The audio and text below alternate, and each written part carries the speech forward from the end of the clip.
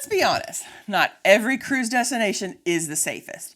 Cruises visit ports all over the world, and many of them are in third world countries, some of which are known for their crime, infighting, political instability, and more. Ahoy travelers, it's Amy with Cruising from the Ozarks here to help you make your travel experience a success and safe. There are definitely places I wouldn't choose to cruise to due to the political climate of the area. I would love to take a cruise to the Holy Lands, but I wouldn't feel safe going to some of the areas and ports where ships often stop. Last year, some cruise lines stopped going to Ensenada, Mexico for a while due to cartel violence. However, there is one port that is often considered one of the most dangerous in the Caribbean, and I've been there more than once. Roatan. Almost every port cruises stop at will have some amount of crime. Anywhere there are a lot of tourists, there is an opportunity for criminals to take advantage of travelers who don't take precautions. In most ports, cruisers just need to be aware of pickpockets and scammers, which really isn't that bad in the grand scheme of things. However, there are some ports where the violence takes on a whole new level. Before we discuss the dangers of Roatan and what you should do to avoid them, if you enjoy this cruise and maybe even learn something, consider subscribing with the notification bell on so you don't miss any future posts. Be sure to hit that like button as well. It only takes a second, and doing so helps cruisers like you find us. Roatan is often brought up as one of the most dangerous ports in the Caribbean. I really think this is because it is part of Honduras, which the U.S. government has issued a level 3 travel warning on due to high levels of violent crime that the country has as a whole. Online it states that violent crime such as homicide, armed robbery, and kidnapping is common, and local police and emergency services lack sufficient resources to respond effectively to serious crime. However, Roatan is a small island off the mainland, and it just doesn't have the same level of crime that the rest of the country has. Of course, that doesn't mean that crime doesn't happen or that cruisers don't need to be wary when in port. Another Caribbean port that cruisers need to be extra careful in is Belize. The U.S. State Department has Belize listed as a level 2, which is exercise increased caution. Their website states that due to high crime, travelers are advised to exercise caution when traveling to the south side of Belize City. Local police lack the resources and training to respond effectively to serious criminal incidents. Now, I've been to both ports, and I've never felt unsafe.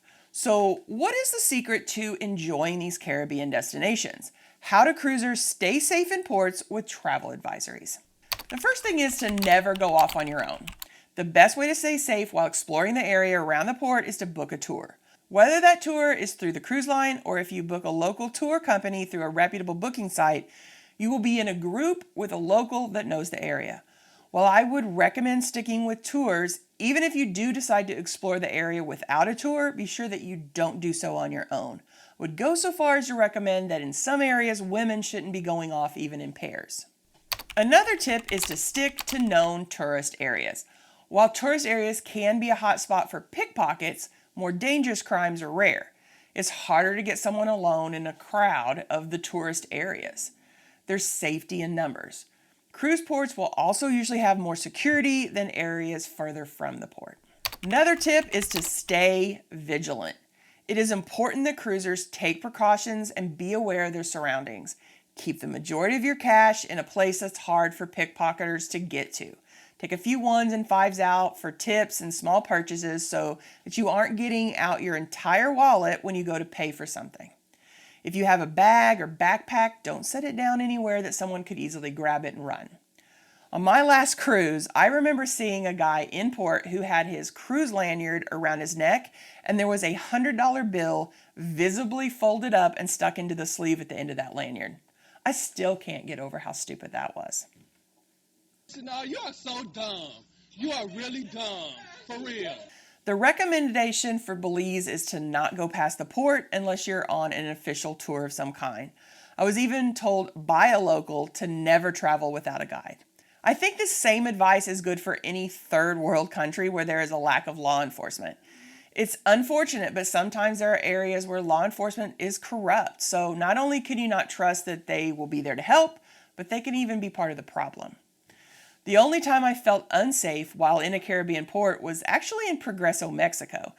When you get off the ship, you will need to board a bus to get into town. And then you're led off in an area where tour buses converge. There's quite a few stands with locals selling their wares.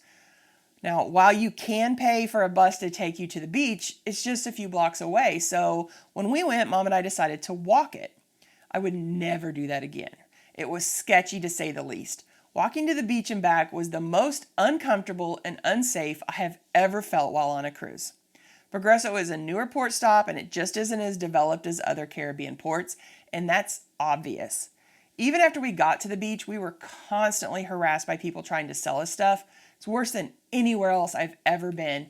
Even when we were in a restaurant eating, the restaurant allowed people to come in and hawk their wares. So you couldn't even be safe when you got off the beach and into a restaurant.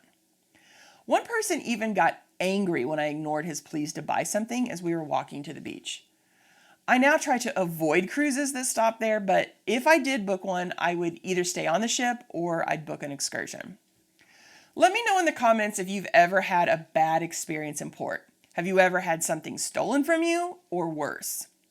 On our next cruise, which is less than 60 days away, yes, we will be visiting both Roatan and Belize, but we have excursions booked in both ports. In Roatan, we'll be going back to the Maniwaki Park to hang out with sloths and monkeys. We did this in January, but now we're cruising with friends of ours, and we're going to take them for some one-on-one time with a sloth. Then, the thing that I'm probably looking forward to the most on this cruise is our excursion in Belize.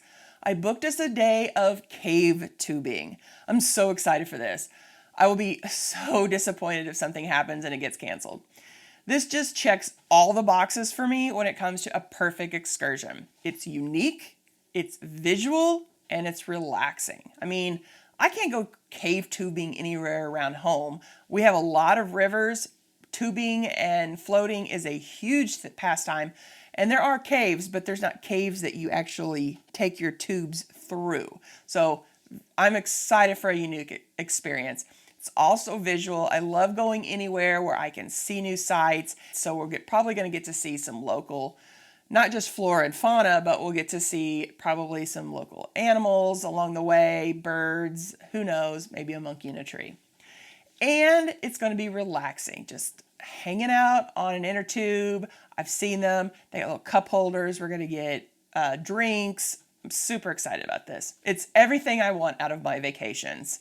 Relaxing, visual, and unique. Why not stick around and check out this video on tips for going on excursions solo as a woman, and then come back for more information designed to help you have an amazing cruise. Have a blessed week, everyone.